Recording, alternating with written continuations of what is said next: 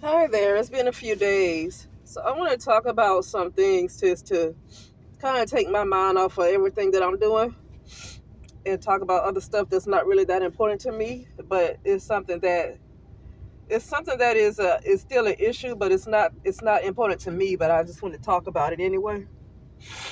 And I was looking briefly, I would say the first 15 minutes of Themis and Tho and his live that was featuring Cynthia G, and they were talking about Nick Cannon. At first, they were talking about Nick Cannon and his interview with Iyanla Vanzant. But on this clip, they were showing this him talking to another lady, and I'm just now like maybe in 15 minutes into the video. So they talk about how this lady holds him accountable, whereas Iyanla Vanzant was basically making a bunch of excuses for her and stuff. And who brought up this? Themis brought up this part. No, I think it was Cynthia G that brought up this part of the interview between Nick Cannon and Iyanla Vanzant, talking about just because a man cannot take care of his children does not mean he's a provider. It does not mean that he's not a provider and he shouldn't be kept away from his children. Well, see, one part of that I agree with, and the other part I necessarily don't, because a provider means that you provide for your family. And if you're not providing for your family, in a financial way, that he can't really be a provider. Now he might provide a lot of what you call emotional, like he might provide like the emotional part of it if he's like a good father that like to be around his kids. But I don't, of course, I don't believe that a man should stay away from his children just because he can't provide. But I'm gonna look at this. What is the reason why he can't provide? You never know what goes on in somebody's life. But see, sometimes people don't provide because they just don't want to. They might have the money, but then it might not be visible to public records. And so they only say that they're making so much money so they don't have to pay so much in child support. And then it leaves the baby's mother only getting maybe $100 a month for that child, when the man just might get more money, but it's not available to public records where people can see that he's making a lot of money. I've seen that quite a bit of times, where a lot of times they get paid for different things under the table. But no, if he's not providing financially for the kids, then somebody else is, and this is the problem that I have. That so many of these people, men and women alike, consistently complain about black women being on welfare. But then you have a Iyanla Vanzant that turn around and say that just because a man cannot provide for his children does not mean he's a bad father. Well, if that's your opinion, that's your opinion. But see, the issue I have is, okay, you say that just because he clearly does not have the money to provide, to put food in the house and to pay the bills. But the minute she go and get on welfare and get government assistance, and then she can't have him up in her house because he's not providing for the children. This is stuff that went on a long time ago. Most of this stuff happened a long time ago, and I see that a lot of so-called black women like to perpetuate this stuff. I see that a lot of black women, so-called black women, like to perpetuate this stuff.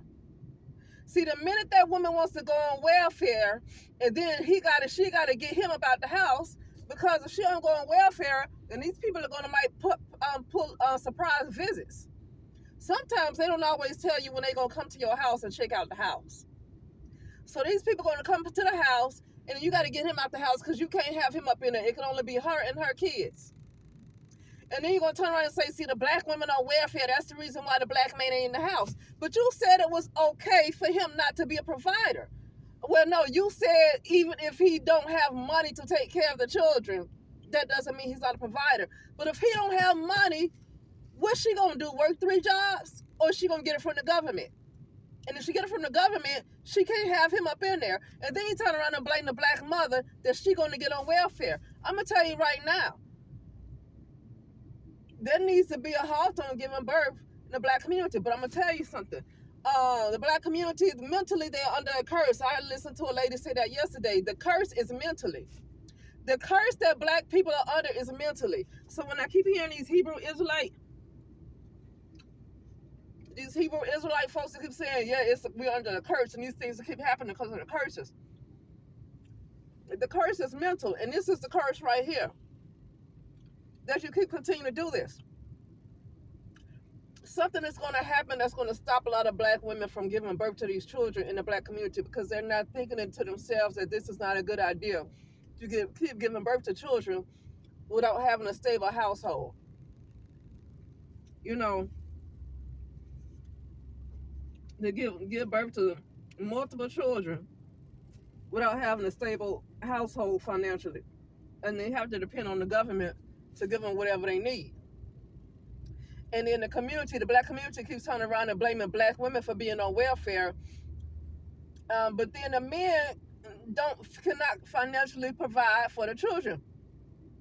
I've seen men that just sit around the house. I don't know what they do, but I've done a lot of home health where, you know, the men are up in the house. I'm not sure what they're doing, if they work or whatever they're doing, but they are around a child. But in many cases, they probably can't financially provide for the children, but they are there. That means that she got to get her money from somewhere else. And she either got to work all day. If he's going to stay at home all day, she got to go to work. Somebody got to bring in the money. Okay? And then that's going to make her more masculine, because if she's the one to bring in the money to pay all the bills and take care of the child, and he's sitting around the house, she's supposed to respect him as the man of the house if she's the one that's taking care of everything.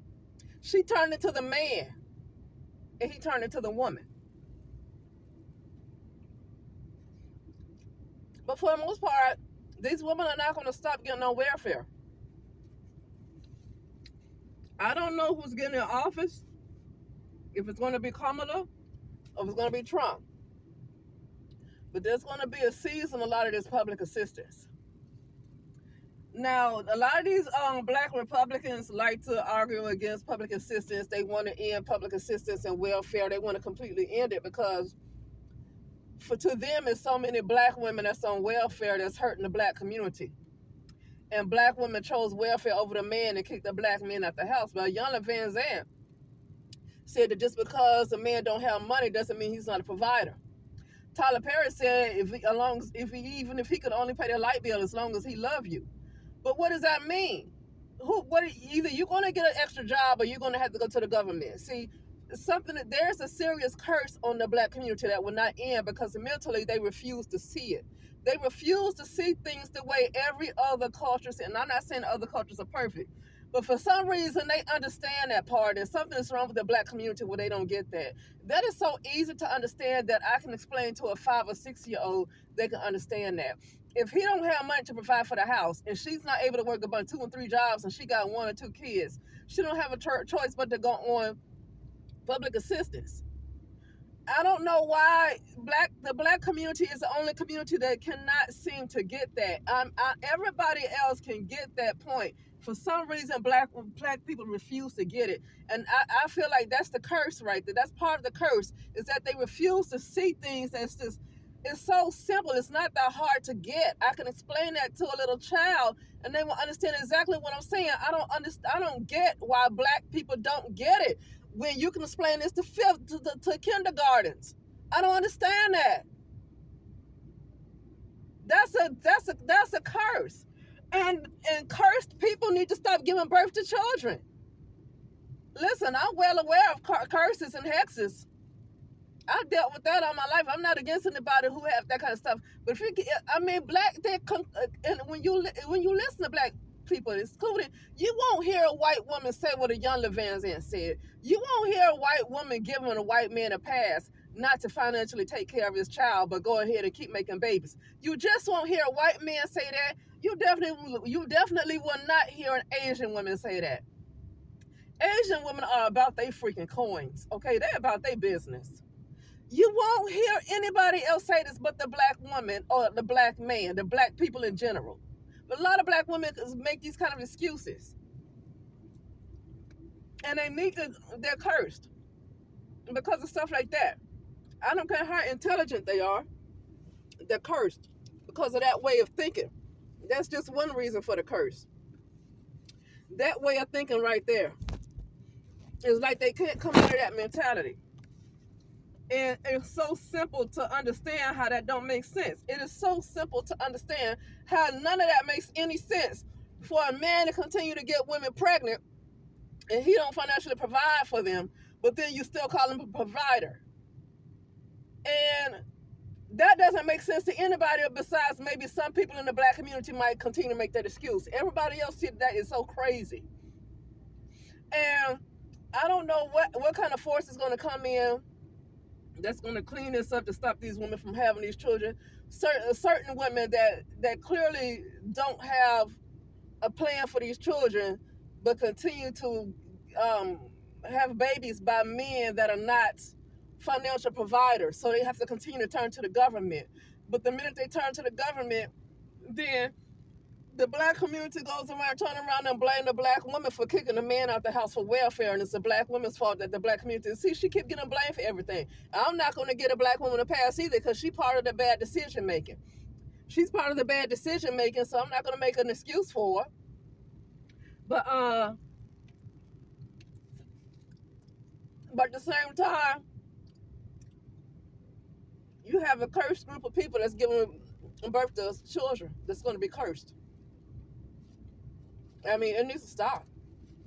I don't think black people can ever get it together because that is so simple that kindergartners can understand.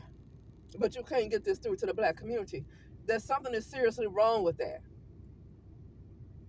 You don't have to be that smart to understand it. You really don't have to be that good at math at all.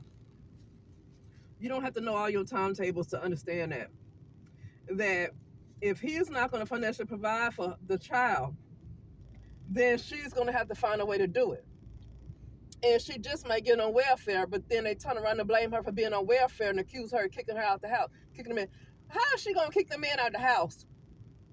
If he got the money, more than likely, if he got the money to financially provide for her and that child, more than likely she ain't kicking him out the house. She kick him out the house because they not married, but I'm not saying that being married makes things better because then they get married and he still ain't got no money, no job. And just because people married don't mean their relationship is perfect. But that's with anybody. That's with any culture. Just because they married don't mean their that doesn't mean their life is perfect. That's with anybody. I've seen that in all households of all different races, cultures. I've seen that in a lot of people's households. Just because they're married doesn't mean they're happy. But the point I'm making is that the marriage is very low. And then, so more than likely, he's not going to ask to marry her.